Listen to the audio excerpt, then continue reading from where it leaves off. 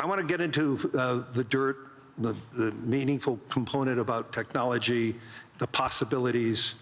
I want to talk about AI and robotics, energy, space, and the progress ultimately coming down to engineering discipline, scale, execution. And few people, if not anyone, has the experience and the fortitude to confront these issues head on. Not just the ideas, but the execution across so many different technologies, Elon, and that's why I thought it was important for us to have this dialogue here in Davos. So you're presently building on AI, on robotics, on space, on energy, all at the same time. When you look across those efforts, what do they have in common from an engineering standpoint?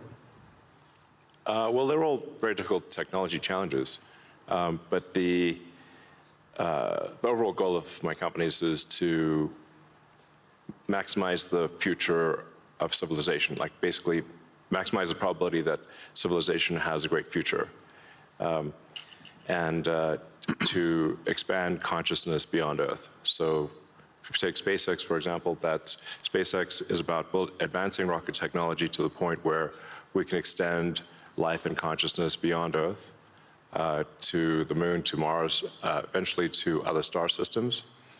And I think we should always view consciousness, life as we know it, as precarious and delicate, because to the best of our knowledge, we don't know of life anywhere else.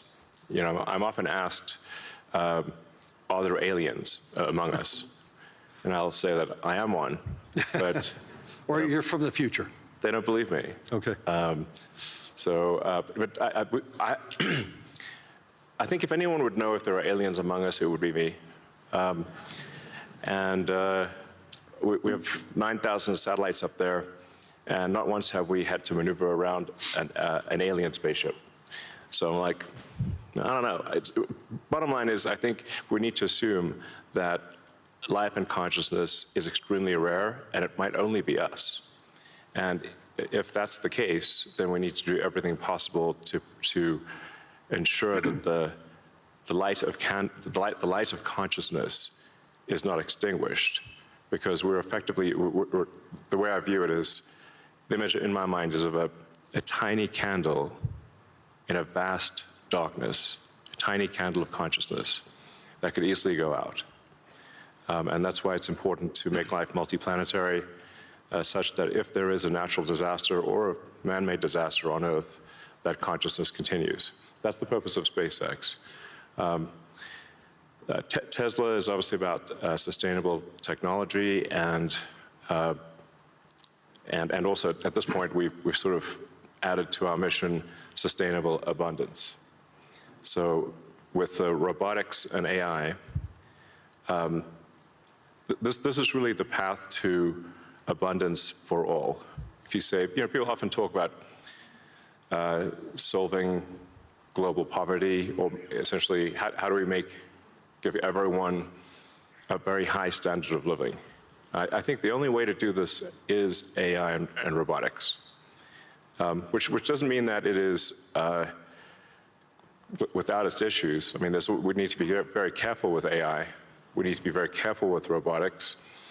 We don't want to find ourselves in a James Cameron movie, you know, Terminator. He's got great movies, love his movies, but we don't want to be in Terminator, obviously. But if you have ubiquitous AI that is essentially free or close to it, and ubiquitous robotics, then you will have an explosion in the global economy, an expansion in the global economy that is truly beyond all precedent. Elon, can that expansion be broad? Yes. Or is it narrow? And how can that be created? How can it broaden the global economy? Yeah, I mean, a way to think of it is that if you have a large number of humanoid robots, the economic output is the average productivity per robot times the number of robots. Right. And And actually, my prediction is in the benign scenario of the future that the robots will actually make so many robots and AI that they will actually saturate all human needs. Meaning you won't be able to even think of something to ask the robot for at a certain point. Like there will be such an abundance of goods and services because my prediction is that there'll be more robots than people. So, But how do you then have human purpose in that scenario? yeah, I mean, nothing's perfect, but I mean, it is a necessary. Like you can't have both. You can't have work that has to be done and amazing abundance for all. Because if it's work that has to be done, then you and only some people can do it, then you can't have abundance. Then for it's all. narrow. Yes, narrow. Yeah. Exactly. So, but if you have billions of humanoid robots, and I think there will be, I think everyone on Earth is going to have one and going to want one. Because who wouldn't want a robot to, assuming it's very safe, watch over your kids, take care of your pet. If you have elderly parents, a lot of friends of mine have said they have elderly parents. It's very difficult to take care of them. Expensive. Yeah, it's expensive, and there just aren't enough people to take care of there aren't enough young people to take care of the old people. Right. So if you had a robot that could take care of and protect an elderly parent, I think that would be great. That would be an amazing thing to have. I think we will have those things. So, I mean, overall, I'm very optimistic about the future. I think we're headed for a future of amazing abundance, which is very cool. And definitely, we are in the most interesting time in history. I don't think there's a more interesting time in history.